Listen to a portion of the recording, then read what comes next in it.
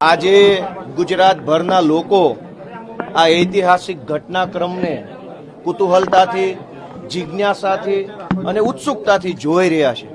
જાણે કે ગુજરાતમાં બહુ મોટી ક્રાંતિ થઈ હોય, પરિવર્તન આવ્યું હોય, એટલા હરખ અને એટલી ઉર્જા સાથે ગુજરાતભરના લોકો આજના કાર્યક્રમને જોઈ રહ્યા છે. એટલા માટે આજનો દિવસ અત્યંત ઐતિહાસિક દિવસ છે.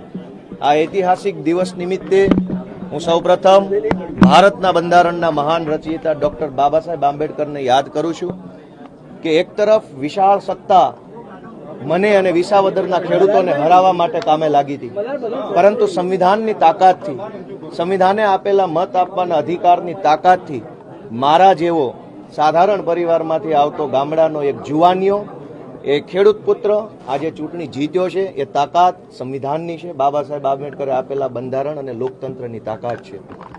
હું વિસાવદર, ભેસાણ અને જૂનાગઢ ગ્રામ્ય મત વિસ્તારના ધારાસભ્ય તરીકે આજે શપથ લીધા છે, ત્યારે ગુજરાતના પનોતા પુત્ર, ધરતીપુત્ર, ખેડૂત પુત્ર, ખેડૂતોના મસીહા સ્વર્ગસ્થ કેશુબાપા પટેલને આજે હું યાદ કરું છું.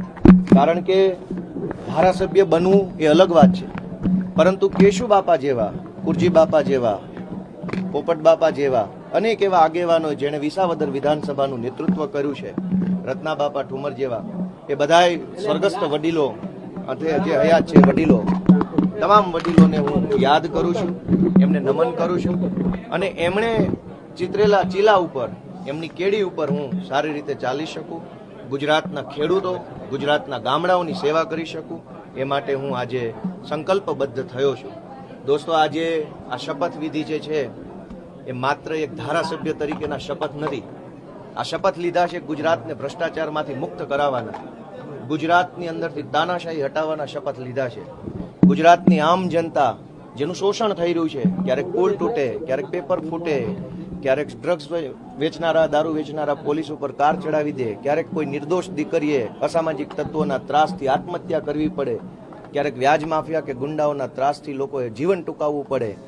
આ તમામ પરિસ્થિતિઓમાંથી ગુજરાતની જનતાને મુક્ત કરાવી અને જનતાનું શાસન આવે, સ્વરાજ આવે, ખેડૂતોનું રાજ ગુજરાતની અંદર આવે, એના શપથ મેં અને અમારી ટીમે સાથે મળીને લીધા છે. સાથીઓ, આ તબક્કે હું વિસાવદર ભેસાણની મહાન જનતાનો ખૂબ ખૂબ અને વારંવાર આભાર વ્યક્ત કરું છું કે એમણે એક મારી જેવા સાધારણ પરિવારના જુવાનિયાને કેવડી મોટી જવાબદારી સોંપી છે. આજ આખું ગુજરાત એક નવી દિશાની અંદર આગળ વધવા માટે તૈયાર થઈ રહ્યું છે. ત્યારે મારી બે વિનંતીઓ છે. ગુજરાતની જનતાને મારી એક વિનંતી છે કે પોતાનો આત્મા જગાડો. ક્યાં સુધી સહન કરીશું? ક્યાં સુધી આ બધું ચલાવી લઈશું? રોજ ઉઠીને અત્યાચારો થાય છે, અન્યાયો થાય છે, લોકો બેમોત મરે છે. ક્યાંક અગ્નિકાંડમાં લોકો બેમોત મરે છે, ક્યાંક લઠ્ઠાકાંડમાં મરે છે, ક્યાંક પુલ તૂટેને મરે છે, ક્યાંક બોટ ઊંધી વળે ને ડૂબીને આપણા દીકરાઓ મરી જાય છે.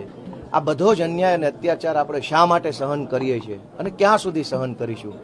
ગુજરાતના ગામડામાંથી આવેલો એક નાનો એવો દીકરો ગોપાલ ઇટાલિયા ગુજરાતની જનતાને બે હાથ જોડીને વિનંતી કરે છે કે તમારો આત્મા જગાડો. આટલી હદે સહન કરવાની જરૂર નથી, આટલું લાચાર રહેવાની જરૂર નથી. આપણે ગાંધી અને સરદાર જેવા ક્રાંતિકારી પુરુષોની ધરતીના માણસો છીએ. લાચારી કે વિવશતા આપણને પોસાય નહીં. હું ગુજરાતના યુવાનોને વિનંતી કરું છું કે તમારો આત્મા જગાડો, તમારા મનને ઢંઢોળો, લડાઈ માટે તૈયાર થઈ જાઓ, સંઘર્ષના રસ્તા ઉપર આવો. અને ક્યાં સુધી સત્યાગ્રહ છાવણીમાં બેસીને માત્ર આપણે આંદોલનો કરતા રહીશું અને સરકાર આપણી વાત નહીં સાંભળે? આવો એક મોટું આંદોલન કરીએ, સંઘર્ષના રસ્તા પર જોડાઈએ અને આપણે સૌ ભેગા મળીને ગુજરાતની અંદર બદલાવ લાવવાનો સંકલ્પ લઈએ, એવી હું ગુજરાતના યુવાનોને પ્રાર્થના કરી રહ્યો છું. આ તબક્કે હું વિધાનસભાના માનનીય અધ્યક્ષશ્રીનો પણ ખૂબ ખૂબ આભાર વ્યક્ત કરું છું. એમણે મને આવકારીને મને શપથ લેવડાવ્યા છે અને ધારાસભ્ય તરીકેની જવાબદારી સોંપી છે. એ બદલ માનનીય અધ્યક્ષ શ્રી શંકરભાઈ ચૌધરી સાહેબનો પણ હું ખૂબ ખૂબ આભાર વ્યક્ત કરું છું. આ તબક્કે હું અમારા આમ આદમી પાર્ટીના નેતા અરવિંદ કેજરીવાલજી અને ગુજરાત પ્રદેશના અધ્યક્ષ માનનીય ઈશુદાનભાઈ ગઢવીના નેતૃત્વમાં કામ કરતા આમ આદમી પાર્ટીના એક ક્રાંતિકારી કાર્યકર્તાને હું નમન કરું છું.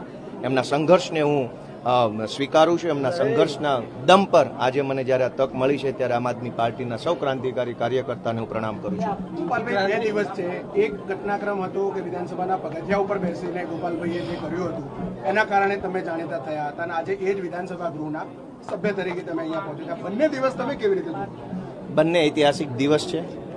એક સમય હતો જ્યારે ગુજરાતની વિધાનસભાની અંદરથી જે કાંઈ નિર્ણયો લેવાતા અને એ નિર્ણયો પ્રજા વિરોધી હોય, જનતાનું શોષણ કરનારા હોય, જનતા ઉપર દમન થાય એવા નિર્ણયો હોય, એના વિરોધમાં મેં મારા આંદોલનકારી સ્વભાવ તરીકે એક જમાનામાં વિરોધ નોંધાવેલો. આજે મને જનતાએ વિધાનસભાની અંદર બેસીને નિયમ અને નીતિ પ્રમાણે વિરોધ નોંધાવવાની જવાબદારી સોંપી છે. તો સડક ઉપરના વિરોધથી લઈ સદનની અંદર સુધીના વિરોધ સુધીની આ સફરની અંદર જનતાનો જે અભૂતપૂર્વ પ્રેમ મળ્યો છે, મારા કુટુંબ પરિવારનો પ્રેમ મળ્યો, મારા આમ આદમી પાર્ટીના કાર્યકર્તાની લાગણી મળી, એ બદલ હું મારી જાતને ભાગ્યશાળી માનું છું અને સૌનો આભાર વ્યક્ત કરું છું.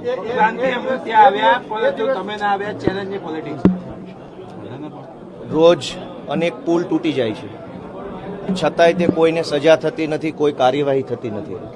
રાજીનામું તો આખી સરકારે આપવું જોઈએ.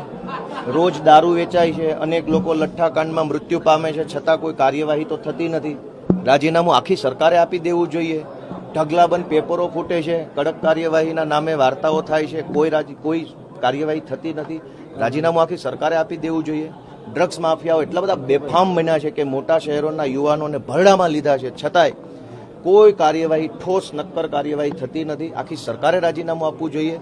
ગોપાલ ઇટાલિયાના રાજીનામું આપવાથી પુલ તૂટતા